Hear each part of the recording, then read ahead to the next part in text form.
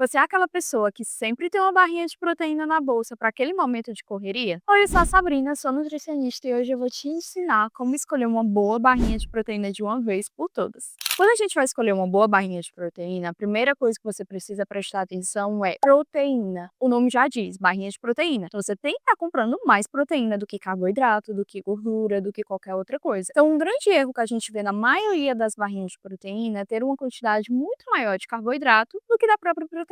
Segundo ponto que você precisa prestar atenção, no carboidrato. Então a gente sabe que a maioria das barrinhas de proteína vão uma quantidade considerável de carboidrato. Então a qualidade desse carboidrato ele precisa ser muito boa. Como assim, Sabrina? Imagina só, quando você está avaliando um rótulo de uma barrinha de proteína, você vai se deparar com carboidrato e açúcares totais. A quantidade de açúcares totais tem que ser a mais baixa possível. Então, por exemplo, se eu tenho 12 gramas de carboidrato de proteína numa barrinha e eu tenho 8 gramas de açúcares totais, quer dizer que o carboidrato dessa barrinha não é nada interessante. Então, quanto menor essa quantidade de carboidratos ali vinculados ao açúcar, melhor. Terceiro ponto muito importante, quantidade de gordura. 1 grama de gordura tem aproximadamente 9 calorias, ou seja, é um dos macronutrientes com maior densidade calórica. Então, se você pega uma barrinha de proteína que tem muita gordura na composição, você vai acabar consumindo uma barrinha de proteína muito calórica, além do que você deveria. É muito comum a gente se deparar com algumas barrinhas de proteína que tem 300, 400, 200 calorias, então um volume muito grande, onde muitas vezes a gente consegue colocar uma refeição completa, como por exemplo um prato de almoço, como por exemplo um sanduíche, como por exemplo um prato de cuscuz. Então a gente consegue manejar com alimentos muito melhores do que se você consumir 300 calorias de uma barrinha de proteína. Quarto ponto muito importante, eu tenho certeza que você já comeu uma barrinha de proteína e sentiu aquele estufamento, aquela barriga maior do mundo depois de consumir uma barrinha de proteína. Ficou com mal-estar, parece que comeu uma barrinha até o jantar, ainda tava com aquela sensação de digestão, sabe? É muito comum isso acontecer porque algumas barrinhas de proteína têm uma quantidade exagerada de polióis, que são adoçantes, que são trocados ali o açúcar por um adoçante para deixar esse sabor mais doce, mas que em contrapartida também fermentam muito no teu intestino. E isso faz com que você estufe a sua barriga. Então, como é que a gente faz para reduzir esses efeitos da barrinha de proteína? Procurar barrinhas que tenham o mínimo de adoçantes do tipo poliol possíveis. Então, xilitol, manitol, maltitol e entre outros. Vou deixar até aqui do lado uma lista de alguns adoçantes para vocês ficarem de olho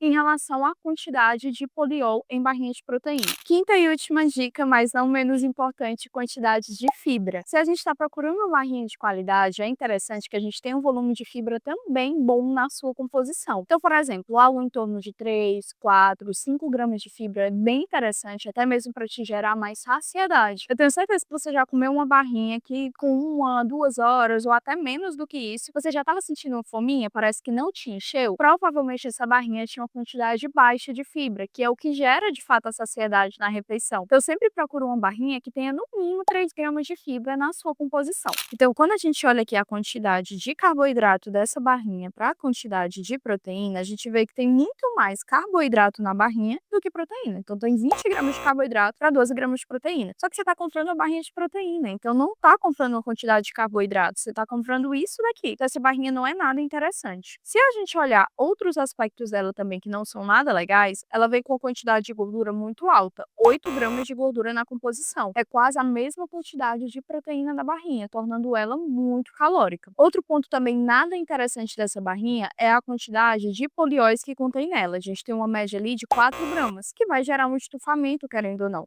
Então, 4 gramas de poliol é o suficiente para uma pessoa que é sensível sentir distensão, gases e outros sintomas. Por fim, ela vem com quantidade muito baixa de fibra, só 1 grama na composição, ou seja, nada interessante também. Essa barrinha aqui só vai matar a tua vontade de doce, mas não vai te gerar saciedade. Eu te aconselharia comer talvez um chocolate, algum doce, ou até mesmo, quem sabe, o ovo maltine, que é o que você está procurando aqui nessa barrinha. Por fim, não menos importante, para vocês analisarem como realmente é uma barrinha que tem uma qualidade nutricional não tão boa, ela vem com quantidade de açúcares totais muito alta, 11 gramas de açúcares totais. É quase a mesma quantidade de proteína, sendo um carboidrato que não é de uma boa qualidade. Ou seja, essa barrinha aqui está reprovada.